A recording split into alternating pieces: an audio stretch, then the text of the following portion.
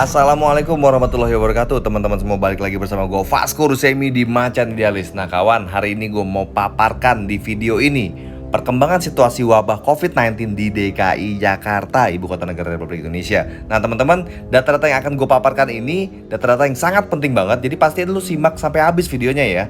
Dan semoga ini bermanfaat, bagikan juga ke seluruh sosial media kita, mau itu Facebook dan WhatsApp grup kalian semua. Ya, sebelumnya memang sempat melandai lah kasus ini saat PSBB awal ya. Tren kasus aktif di Jakarta ini ternyata saat ini kembali meningkat. Berikut ini gue paparkan data setiap bulannya di tiap akhir bulan.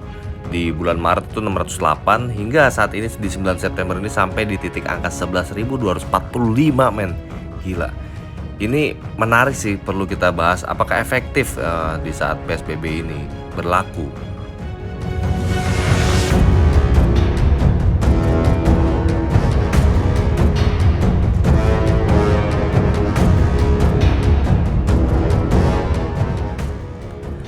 Sedangkan jumlah yang sudah dites adalah 716.776 orang.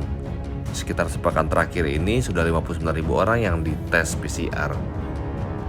Walau proporsi kematiannya agak rendah, tapi memang jumlah absolutnya ini terus meningkat. Kita bisa simak data di sini ya, per bulan itu grafiknya terus meningkat tajam ini ya, karena memang ada pengendoran PSBB belakangan hari ini kan. Kita bisa lihat memang data-data yang meninggal, lalu laju tanpa PSBB, lalu yang garis hijau ini laju meninggal hariannya, lalu garis merah putus-putus ini yang laju saat ini ya.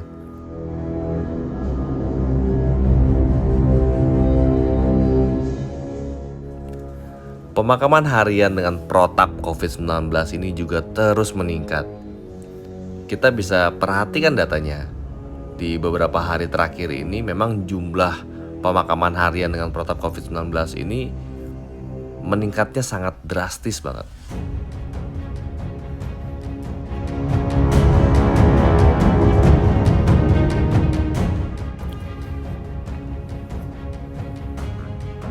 Kalau nggak direm darurat sih sekitar tanggal 17 September tempat tidur isolasi di Jakarta ini diperkirakan akan penuh. Nah, kita bisa lihat grafiknya di sini. Itu di garis putus-putus merah 17 September kapasitas tempat tidur sudah terisi 100% penuh di titik angka 4053. Lalu di 6 Oktobernya itu juga tetap masih 100% penuh karena penambahannya tidak sebanding dengan jumlah pasien positifnya.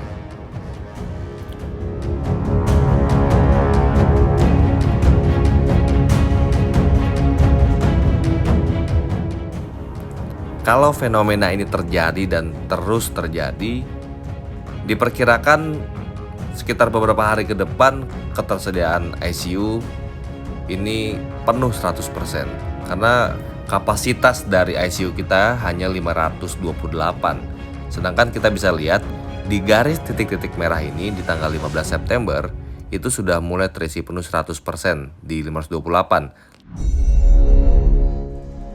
Lalu jumlah pasien ini akan terus meningkat mencapai 636 pasien pada 15 September 2020.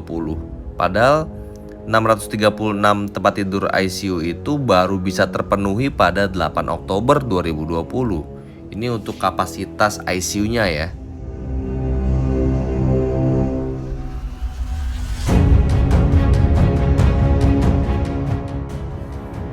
Bila kita menyimak hasil analisa dari data ini, yang menariknya adalah mau nggak mau kita harus rem darurat lagi nih. Jadi PSBB itu mulai diberlakukan kembali. Menurut anjuran Pemda DKI, seluruh tempat ibadah ditutup dengan penyesuaian, terbatas pada komunitas lokal dengan penerapan protokol kesehatan yang ketat. Seluruh tempat hiburan juga harus ditutup. Seluruh usaha makanan hanya menerima pesanan untuk dibawa pulang atau diantar. Seluruh kegiatan publik dan kegiatan kemasyarakatan harus ditunda. Tidak boleh ada kerumunan sama sekali di lingkungan publik. Transportasi publik pun kembali dibatasi dengan ketat. Dan jam operasionalnya ganjil genap untuk sementara ditiadakan. Ini memang pertimbangan yang sangat dilematis sekali untuk kita semua. Ada juga 11 jenis usaha vital yang boleh tetap berjalan dengan kapasitas seminimal mungkin, yaitu kayak kesehatan, bahan pangan, makanan dan minuman, energi, komunikasi dan teknologi informatika, keuangan, logistik, perhotelan, konstruksi, industri strategis, pelayanan dasar utilitas publik, dan industri yang ditetapkan sebagai objek vital nasional dan objek tertentu. Satu lagi, di jenis usaha pemenuhan kebutuhan sehari-hari. Catatan pentingnya dari Pemda DKI itu seluruh izin pengecualian operasi bidang non-esensial harus mengajukan kembali kepada Pemprov DKI Jakarta. Rekomendasi dari pemerintah itu yaitu menjalankan 3T dan masyarakatnya menjalankan 3M. Apaan sih 3T itu? Nah, 3T itu adalah yang pertama testing, pengujian melalui tes PCR, lalu tracking, pelacakan orang-orang yang berkontak dengan para pasien COVID-19. Nah, yang ketiga itu treatment, perawatan atau isolasi pasien positif COVID-19 sampai sembuh. Lalu yang diharapkan dari masyarakat adalah 3M. Apa aja 3M itu? Ya seperti biasalah, kayak pakai masker, menjaga jarak, mencuci tangan.